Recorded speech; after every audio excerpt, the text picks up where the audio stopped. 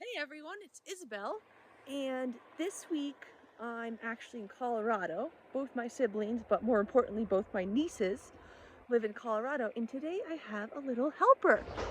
So today, Auntie and Lily, say hi, are going out, and we're going to find some deer tracks, and we're going to try to figure out, are these deer tracks or are these reindeer tracks heading north to help Santa?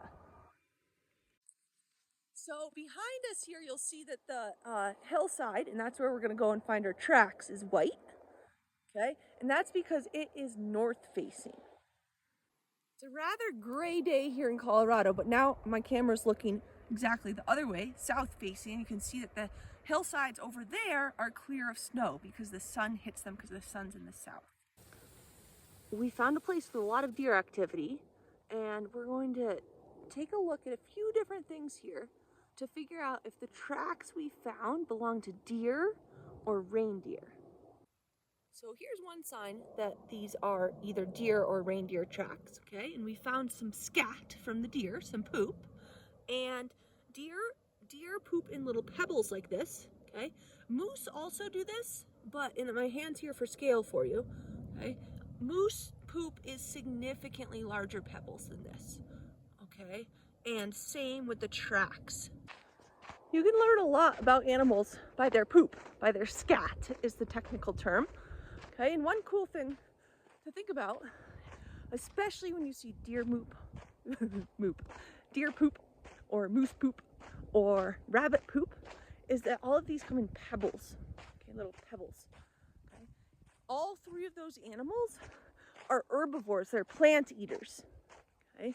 And you don't see carnivores, animal eaters, make pebbles. And the reason for that is because an animal eater, a carnivore, like a wolf or a coyote, is going to have fur in its scat, and that fur leads to these kind of long, stringy poos. Okay, whereas an herbivore doesn't have any fur in its scat, and it can make these little round pebbles. So deer, moose, rabbits are all herbivores, and they all have pebble poos. So here's a track for you, and here's my hand for scale. I'm going to remove it now. But if you're ever wondering which direction the deer is going, there are a couple things to look for.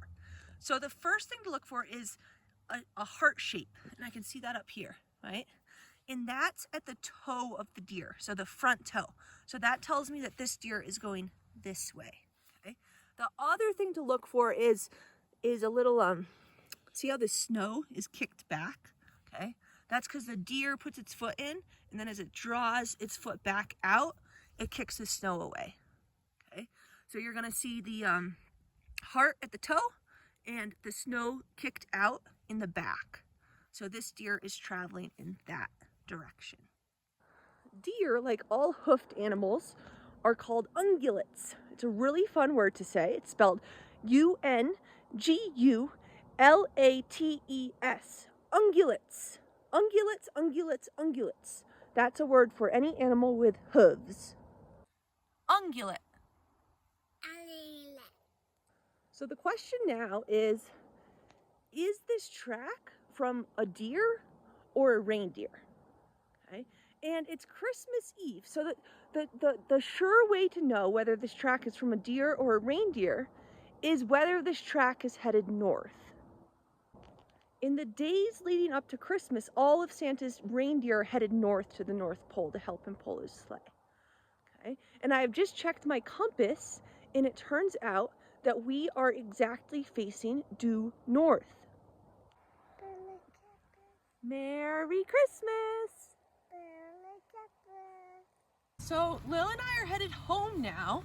When we get home, we're going to go to Nensa.net and print off this year's bingo card, because one of the things on that bingo card is finding and identifying animal tracks. So we're one step towards filling out our bingo card for this year. See you next week, and remember to stay curious. See you next week. And remember to stay curious. Good job. Stay curious.